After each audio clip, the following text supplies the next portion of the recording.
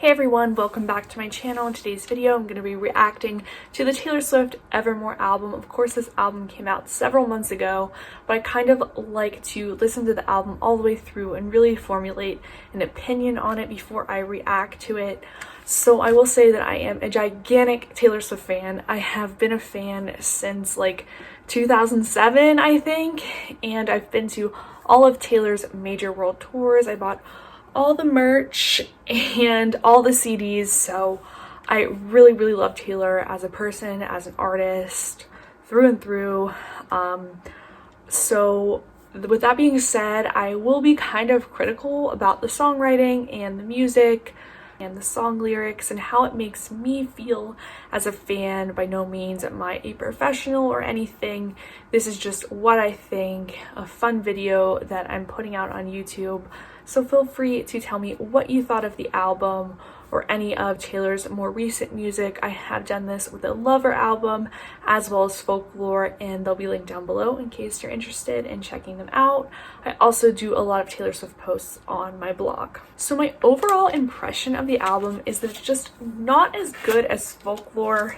I think Folklore was really good for a couple of main reasons. One, it was such a different jump as far as genre goes for Taylor. You know, we saw her as country, pop country, rock, and very much pop, covering all spectrums, covering the entire spectrum of pop, really. So this indie, folky sound was very different, and I loved Folklore. I was so shocked by the sound of the album. I thought it was just amazing. It was totally different. And I also loved the words to Folklore. I spent many hours listening to that album, crying, feeling all of the things, and I will just remember that as being like the only music I listened to in the summer of 2020.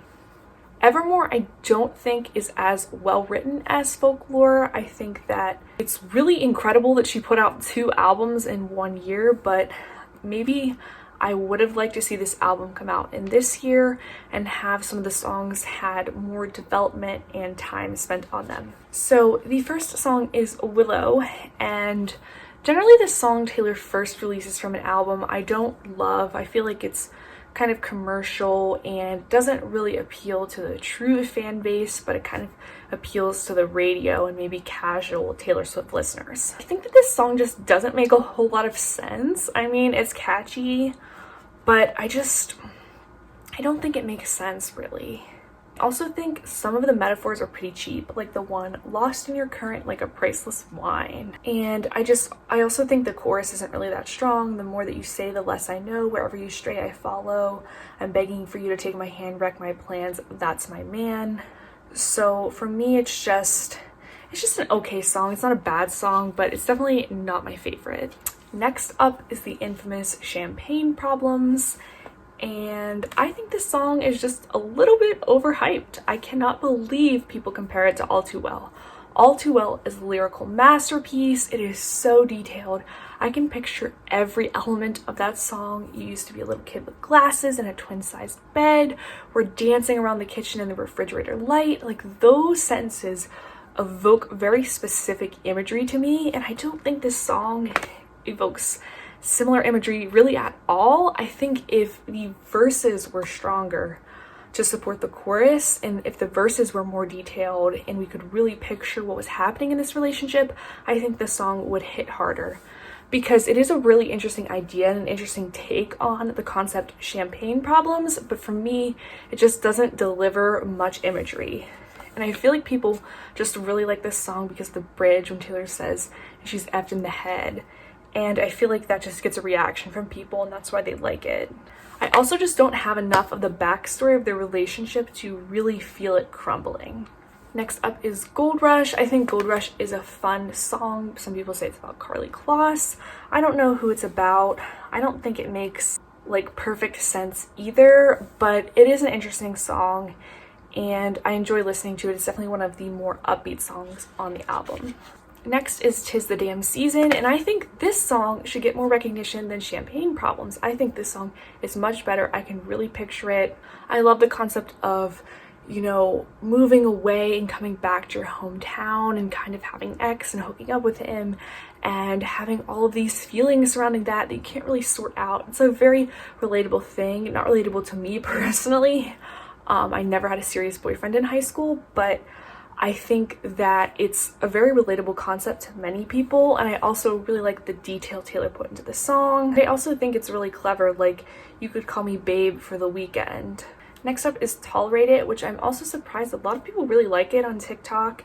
And for me, the song is a very mature concept, and I think Taylor could have done a lot more with it, but I don't feel the emotion in the song again. I feel like the imagery she chooses, although specific, is kind of weak.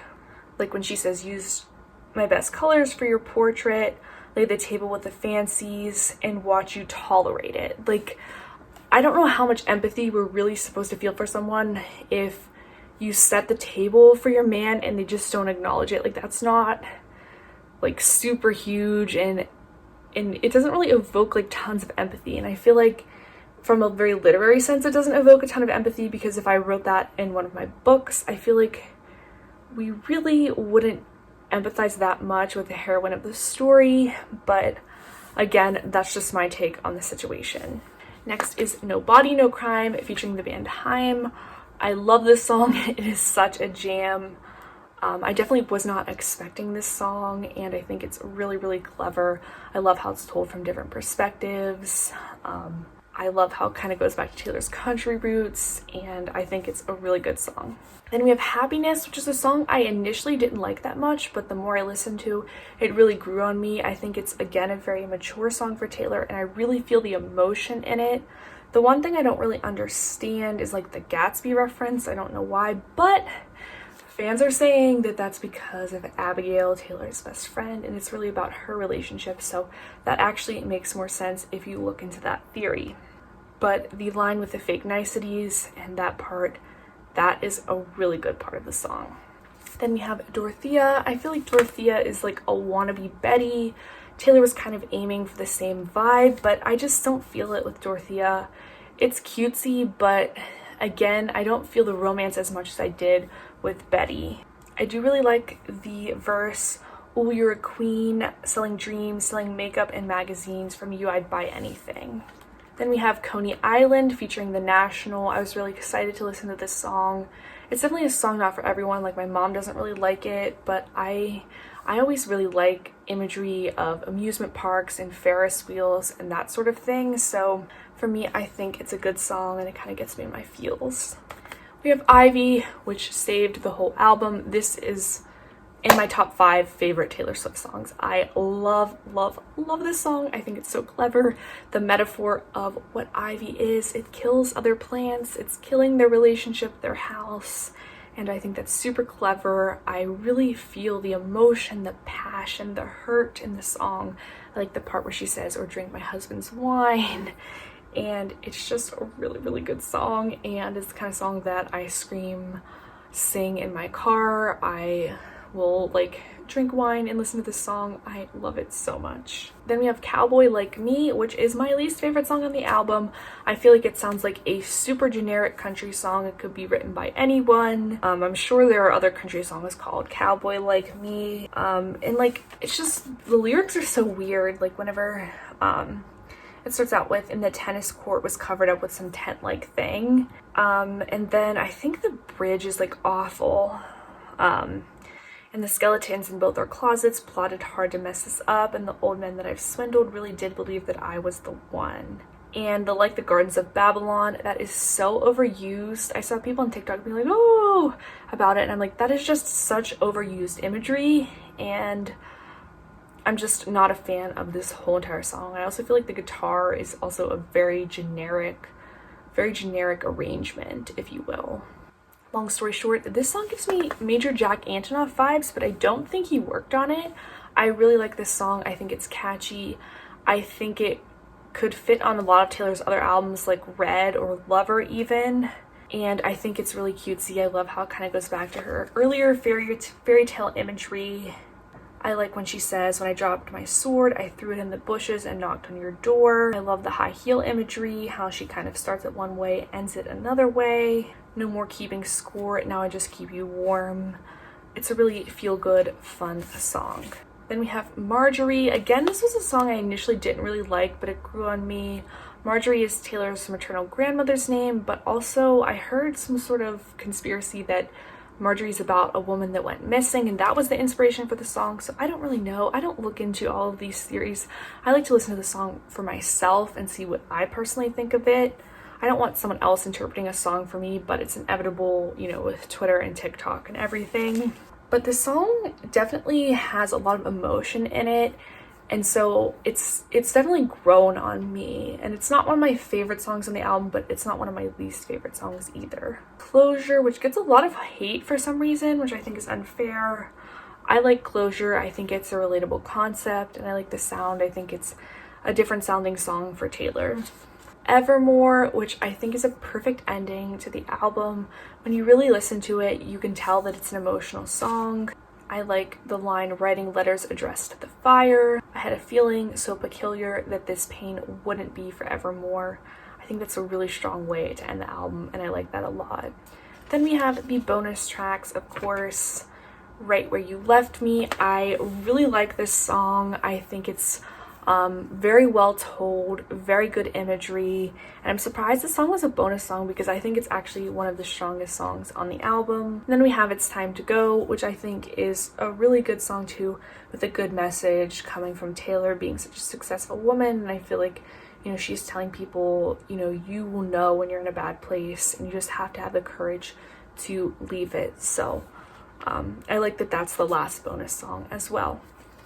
And then of course here's the back of the album. The album is like censored, like the clean version, and the album on iTunes is not. So if for some reason you only have one version, there are multiple versions available. But let me know what you thought of my reaction to the album. Did I get it right?